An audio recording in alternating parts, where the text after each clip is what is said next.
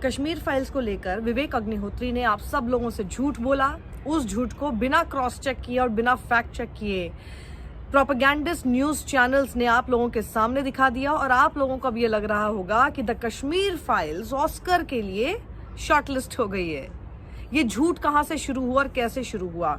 Alt news की ये जो फैक्ट चेक है इसको आप जरूर देखिएगा, जिसमें साफ तौर पर वो बता रहे हैं कि द कश्मीर फाइल्स ऑस्कर में शॉर्टलिस्ट नहीं हुई है। विवेक अग्निहोत्री और मीडिया का झूठा दावा। इसको आप उस तरह से समझिएगा, बिल्कुल लबोलुआब इस पूरी बात का ये है। पुनीत शर्मा ने बहुत बढ़िया इसको लिखा है कि मैं बायोलॉजी का स्टूडेंट होने की वजह से MBBS के लिए एलिजिबल तो हूं, लेकिन क्या मैं MBBS बन गया हूं? तो ये देखिए, खबर की शुरुआत में ये आपको बताया गया है कि the academy of motion picture arts and sciences AMPAS ने हाल ही में 95वें अकेडमी पुरस्कार के लिए एलिजिबल प्रोडक्शन एक रिमाइंडर लिस्ट जारी की। इस लिस्ट में 301 फिल्में शामिल हैं, जिनमें कि RRR है, कांतारा है, द कश्मीर फाइल्स भी उसमें है, गंगूबाई काठियावाड़ी भी है और कई सारी और फिल्में हैं। ये लिस्ट जारी होने के तुरंत बाद बाकी सब लोगों ने तो इस बात का ढिंडोरा इस तरह से नहीं पीटा कि जी हम ऑस्कर में शॉर्टलिस्ट हो गए हैं, लेकिन विवेक अग्निहोत्री झूठ फैलाने में माहिर आप लोगों के सामने खबर लेकर आते हैं कि भैया मेरी फिल्म, बड़ा तुम लोग बोल रहे थे ना मेरी फिल्म के बारे में, देखो देखो ऑस्कर्स के लिए शॉर्टलिस्ट हो गई है, और ये बिग अनाउंसमेंट करके उन्होंने डाल दिया।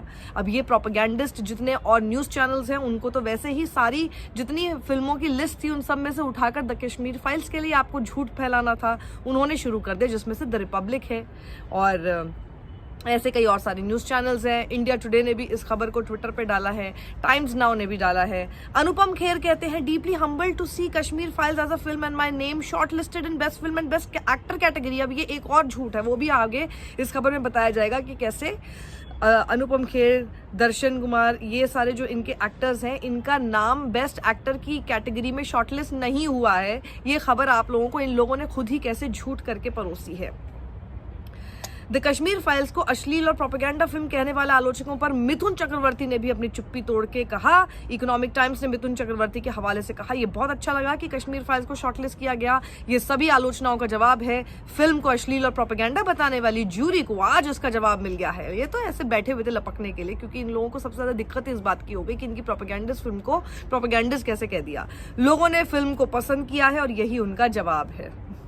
अब देखो, कई और जैसे कि Mirror Now, Zee News English, All India Radio News, Times Now Bharat, Mojo Story और फिल्मी बीट्स, इन सब लोगों ने इस खबर को यूज किया। इसके अलावा वियॉन ने आप लोगों को बताया कि जी कन्नड़ फिल्म जो कांतारा है उसको बेस्ट पिक्चर और बेस्ट एक्टर कैटेगरी में शॉर्टलिस्ट किया गया है, ये उन्होंने आपको बता दिया। अब फैक्ट चेक क्या कहता है उसको गौर से सुनिएगा, मैं उसको एज इट इज पढ़ दे रही हूँ आपके सामने।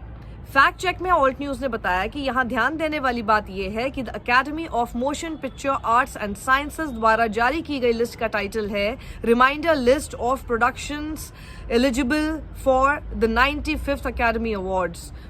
44 पेज की लिस्ट में कहीं भी शॉर्टलिस्ट शब्द का जिक्र नहीं है। दूसरी बात इसमें यह है कि 21 दिसंबर 2022 को जिस 10 श्रेणियों के लिए 95th ऑस्कर शॉर्टलिस्ट की घोषणा की गई थी उनके नाम नीचे दिए गए हैं, जैसे कि documentary feature film, documentary short film, अंतर्राष्ट्रीय फीचर फिल्म, मेकअप और हेयर स्टाइलिंग, संगीत, ओरिजिनल गीत, ओरिजिनल स्कोर, ऐसे तमाम ये कैटेगरीज हैं 10। ऑफिशियल वेबसाइट के मुताबिक इन शॉर्ट लिस्ट में से अंतर्राष्ट्रीय फीचर फिल्म श्रेणी को छोड़कर सभी फीचर का निर्णय एक समिति द्वारा किया जाता है। इसे एक ब्रांच के रूप में जाना जाता है। इस श्रेणी में शॉर्टलिस्ट करने का काम सभी ब्रांचेस के अकेडमी सदस्य निर्धारित करते हैं, जिन्हें प्रारंभिक राउंड के वोटिंग के लिए आमंत्रित किया जाता है। वोट देने के योग्य होने के लिए कम से कम उन्हें देखने की न्यूनतम आवश्यकता को पूरा करना होता है। तो एक एलिजिबिलिटी क्राइटेरिया है जो वो सब उसको क्रॉस कर जाएंगे, उन सबके नाम उस लिस्ट में आ जाते हैं। पहले से पब्लिश शॉर्टलिस्ट के मुताबिक नीचे दी गई श्रेणियों में से सभी के लिए 15 एंट्रीज चुनी गई हैं, documentary feature film, documentary short film, अंतर्राष्ट्रीय फीचर फिल्म वगैरह वगैरह। और नीचे दी गई श्रेणियों में से सभी के लिए 10 एंट्रीज का चयन किया गया, जैसे कि विजुअल इफेक्ट, साउंड और मेकअप और हेयर स्टाइलिंग। तो ये ध्यान दिया जाना चाहिए, इसको बिल्कुल हाईलाइटेड इन्होंने अपनी खबर में आपके सामने रखा है, इसको समझने के लिए कि ये ध्यान दिया जाना चाहिए कि द कश्मीर फाइल्स को 10 कैटेगरीज के लिए किसी भी शॉर्टलिस्ट में जगह नहीं मिली है। इसके अलावा बेस्ट एक्टर और बेस्ट एक्ट्रेस के अवार्ड्स के लिए शॉर्टलिस्ट नहीं होते हैं।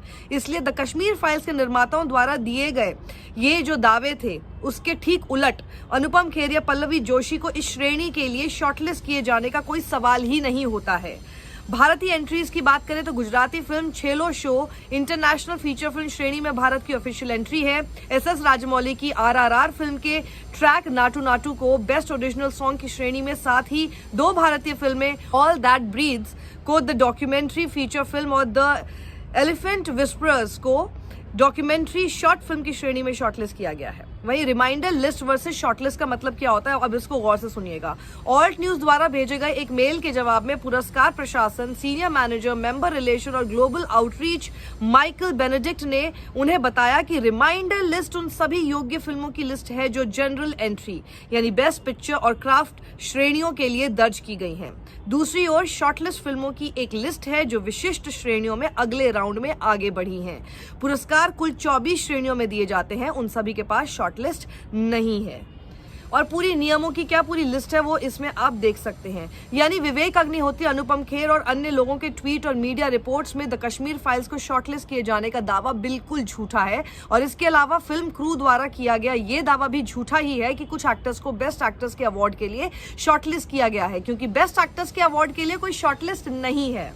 तो ये इतना बड़ा झूठ आप लोगों के सामने सिर्फ एक डायरेक्टर ही नहीं देता है, उसके एक्टर्स ही नहीं देते हैं, लेकिन उन्होंने जो अपना एक बिग अनाउंसमेंट करके आप लोगों के सामने झूठ परोस दिया, अब तक झूठ आपके व्हाट्सएप पर आ चुका होगा, उसी झूठ को बल देता है ये प्रोपेगेंडा वाले न्यूज चैनल्स। आप सोचिए इन लोगों के ऊपर से क्यों इतना विश्वास लोगों का उठता चला गया, क्यों अब इनकी कोई खबर पर लोग बिलीव नहीं करते। क्योंकि जो काम पत्रकारों का हुआ करता था कि किसी भी चीज को पहले फैक्ट चेक कीजिए, सिर्फ एक डायरेक्टर ने उसको ट्वीट करके बोल दिया तो उसको ही आपने बड़ी बात मान लिया। आप तो समझ ही रहे हैं कि लगातार जब से फिल्म आई है लगातार झूठ का बाजार इतना गर्म किया जा रहा है, लगातार सिर्फ ये साबित करने के लिए कि जी हमने जो फिल्म बना दी वो बिल्कुल एक गॉस्पेल ट्रूथ है और इसके उलट कुछ भी अगर किसी ने कहा तो वो टुकड़े टुकड़े है, वो एंटी नेशनल है, वो भारत विरोधी है, वो न जाने हिंदू विरोधी है, क्या क्या विरोधी है। लेकिन इनकी आर्ट एंड क्राफ्ट, इनकी राइटिंग, इनकी डायरेक्शन, इनकी किसी चीज पर आप सवाल मत खड़े कर दीजिए। और उसमें भी किस तरह से एक पूरा प्रोपेगेंडा लेकर आ जाते हैं ये कहकर कि जी फिल्म जो है ऑस्कर में शॉर्टलिस्ट हो गई है। क्या मिलता है सब करके? असलियत तो सबके सामने वैसे ही आ जाएगी ना। असलियत तो हम भी आपको बता ही देंगे ना। असलियत तो बल्कि बताने के बाद और ज्यादा छिछालेदर होती है किसी की कि कैसे आप झूठ बोल रहे हैं, आप कितने मरे जा रहे हैं। आपने ऐसा काम ही नहीं किया कि वो वहां तक पहुंचे, लेकिन आप बस मरे जा रहे हैं उसके लिए, अपने आप को ये साबित कराने के लिए कि देखिए मैं ऑस्कर तक पहुंच गया, देखिए कितना बड़ा जवाब मैंने लोगों को दे दिया है। क्या जवाब दिया आपने? झूठ बोलकर झूठे कहलाए आप और कुछ नहीं।